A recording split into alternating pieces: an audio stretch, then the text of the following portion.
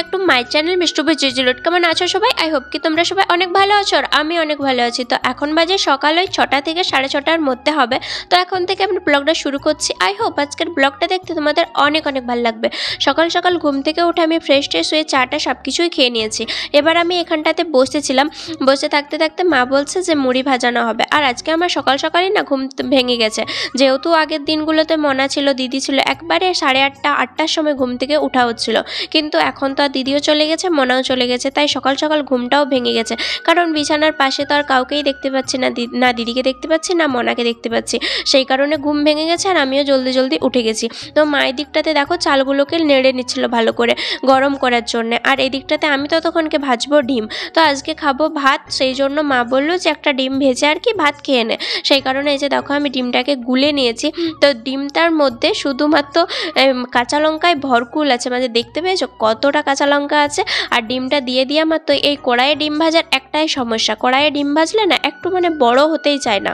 ডিম ভাজাগুলোতে ভাজা করলে সেগুলোতে বড় হয়। তো সেই কারণে এই যে দেখো আমি চামচ দিয়ে, যেই চামচটা দিয়ে আমি ডিমটাকে গুলেছিলাম সেই চামচটা দিয়েই আমি বড় করে নেওয়ার চেষ্টা করছিলাম, কিন্তু হবেই বা কেন, সেই যার ওর যতটা সাইজ ও কিন্তু ততটাই কিন্তু নিয়েছে।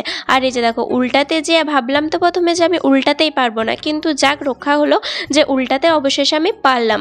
আর প্রথম থেকে কড়াইটা অনেক পরিমাণ খড়ে গিয়েছিল, সেই ডিমটা কড়াই দিতে না দিতেই একবারে লাল টকটকে হয়ে গেছে। আর এদিকে ডিম ভাজাটা হচ্ছে, আর ততক্ষণকে ওইদিকে দেখছি মা হচ্ছে চালগুলোকে নামিয়েও নিয়েছে। আর এই যে দেখো এখন ভাজাও স্টার্ট করে দিয়েছে। তো আগে এক পালি ভাজা হয়ে গেছে মায়ের, তো আবার এক খোলা আর কি নিয়েছে, এক খোলা ভাজা হয়ে গেছে। দিয়ে এই যে দেখো আমি এই দিকে চিকচিকিটাতে কুড়িয়ে বেড়ি রেখে দিয়েছি। আর এই দিকটাতে হচ্ছে এখনও যেগুলো ভাজা হচ্ছে ওগুলো আর কি আমি খাওয়া দাওয়াটা করে নিই, তারপর হচ্ছে আমি ওগুলোকে আবার সুন্দর করে কুড়িয়ে দেবো, তারপর হচ্ছে ঝিলঝিলিতে ভালো করে রেখে দেবো। তো এই দিকটাতে দেখো আমি তারপর খেতে বসে গেছি। যে দেখো সঙ্গে নিয়ে নিয়েছি ভাত, আর ওইদিকে নিয়ে নিয়েছি ডিম ভাজা। ভাত আর ডিম ভাজাই নিয়েছি, আর কিছুই নিইনি, কারণ আর সেরকম কিছুই আমার খেতে ইচ্ছা করছে না।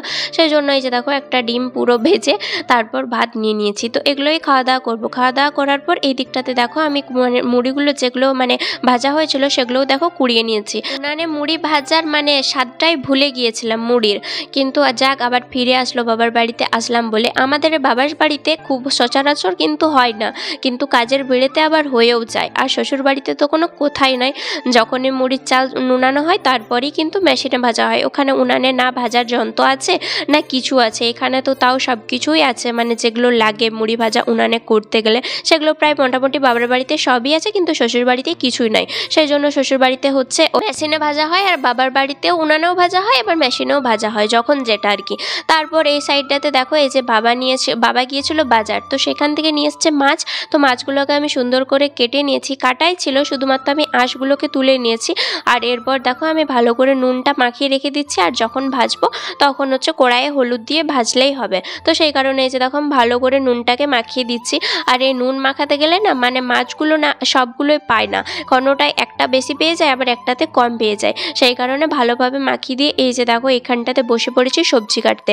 আর ওই সাইডটাতে মা হচ্ছে যে উনুনটাতে মুড়ি ভাজছিল, তো মুড়ি ভাজা তো কমপ্লিট হয়ে গেছে, তো ওই জায়গাটাও বাগিয়ে দেওয়া হয়েছে। তো তারপর মা হচ্ছে উনানে ভাতটা বসিয়ে দিয়েছে, আর সবজিগুলো গ্যাসে হয়ে যাবে। আর মুড়ি ভাজতে ভাজতেই তো তোমার 11টা 11:30 বেজে গিয়েছিল, সেই কারণে এই যে দেখো তাড়াহুড়ো করে আমি সবজিগুলোকে কাটছি। আজকে বিশেষ তেমন কিছুই হবে না, তো যাই হোক এই যে দেখো লাউটাকে সামনে পেয়েছি, তো লাউটাই আগে বোনাচ্ছি। আর এইদিকে ভাইজি যাচ্ছিল স্কুল, তো ওকেই বললাম যে একটু ভিডিও করে দে। তো এই যে দেখো এই ভিডিওটা ভাইজিই করে দিয়েছে। এখন তাও বলে না অনেকটাই ভালো ভিডিও করে, মানে আগের তুলনায় অনেকটাই ভালো করে। তাও যে এই যে দেখো দোলাই আর করে, তো এটা একটু মানে অ্যাডজাস্ট করে নিও, যেহেতু আমি এখানে কোনো স্ট্যান্ডম্যান কিছুই আনিনি, সেই জন্য এই ভাইজিদের উপরই নির্ভরশীল আর কি। ওরা যখনই ভিডিও করে দেবে তখনই আমাকে ভিডিও করতে হবে।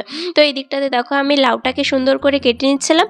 আর লাউয়ের পর কি হবে এখনও অবধি তো আমি জানি না, তো সেই কারণে আমি লাউটাকেই কাটছিলাম। তারপর দেখলাম যে মা হচ্ছে নিয়ে এসছে নিম পাতা, মানে গ্রীষ্মকাল পড়তে না পড়তেই নিম পাতা খাওয়া শুরু হয়ে গেল। এই যে এটা রান্না হচ্ছে বেগুন আর নিম পাতা ভাজা। তো এগুলোকে বেগুন আর নিম পাতা ভাজা এরকম এরকম কি বলবে, বলবে হচ্ছে নিম ছেচকি। কোন দিকে কোনটা বলে আমি জানি না, বা এরকম করে খায় নাকি আমি সেটাও জানি না। তো আমাদের এইদিকে যেটা চলে তো সেটাই দেখাচ্ছে। এই যে দেখো, তারপর এই কড়াইটাতে বসিয়েছিলাম লাউ, কারণ অনেকটা পরিমাণ বেলা হয়ে গিয়েছিলো, 11টা সাড়ে 11টা বাজছিল, সেই কারণে দুটো কড়াই বসিয়ে দিয়েছি। আর এই দিকটাতে দেখো মাছগুলোকে আমি সুন্দর করে ভেজে তুলে রেখে দিয়েছি। তো ওগুলোরও কিছু একটা ঝোল হবে, হয়তো মাছের ঝোল হবে। আর এইদিকে দেখো নিম বেগুন পাতা ভাজা, মানে নিম ছেচকি যেহেতু বলে। আর এদিকটাতে দেখো আমার রান্না প্রায় কমপ্লিট বললেই চলে। এদিকটাতে দেখো লাউটাও হয়ে গেছে, আর তারপর এই দিকটাতে দেখো নিম ছেচকিও হয়ে গেছে, আর এদিকে মাছটাগুলোও ভাজা হয়ে গেছিলো, তো সেগুলো আমি ঝোলের মধ্যেও দিয়ে দিয়েছি। তো এই যে দেখো হচ্ছে মাছগুলোকে ভেজে রেখেছি, আর এই সাইডটাতে হচ্ছে আমি মশলাগুলোকে করে নিচ্ছি, মানে মাছের ঝোলের যে মশলাটা হবে সেটাই করে নেবো। তো তারপর হচ্ছে মাছগুলোকে দিয়ে দেবো। তো তারপর রান্নাবান্না কমপ্লিট করার পর খেতেও বসে গেছি। তো সঙ্গে ছিল এই যে দেখো সবগুলোই ছিল, শাক হয়েছিল, তারপর নিম ছেচকি হয়েছিল, তারপর হচ্ছে ওই লাউ হয়েছিল, আর হচ্ছে মাছের ঝোল হয়েছিল। তো এই দিয়েই খাওয়া দাওয়া করছিলাম। তো আমরা শুধু খাচ্ছিলাম না, এই যে দেখো ভাইজিও এসেছিলো, তো ভাইজিও আমাদের সাথে খাচ্ছিল, একসাথে সবাই মিলে খাচ্ছিলাম বসে। খাওয়া দাওয়া কমপ্লিট করার পর বসেই ছিলাম, বসে থাকতে থাকতে এই যে দেখো ভাইজি হচ্ছে গিয়েছিল বিয়ে ঘর তার আগের দিনে রাত্রেবেলা। তো সেখান থেকে এই যে দেখো আইসক্রিম নিয়ে এসছে, তো এসে ফ্রিজের মধ্যে রেখে দিয়েছিল। তো আমার জন্য একটা সে নিয়ে এসছে, আর নিজের জন্য একটা নিয়ে এসছে। এই যে দেখো, তো সেগুলোই দুজন মিলে এখন খাওয়া দাওয়া করার পর খাবো। তো এই যে দেখো আমি বললাম যে আমার ওই খাঁটিটাও খুলে দে।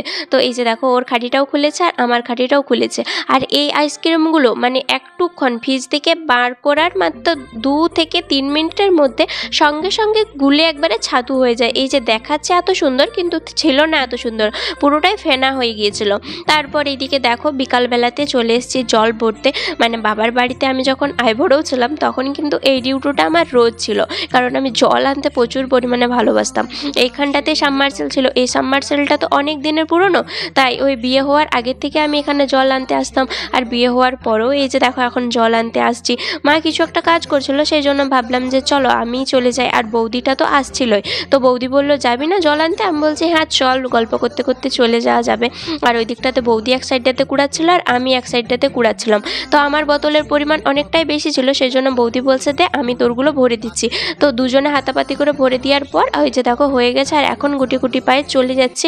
আর ওই যে দেখো ছোট্ট ভাইজিটাকে নিয়ে এসেছি, ওই এখন ভিডিওটা করে দিচ্ছে।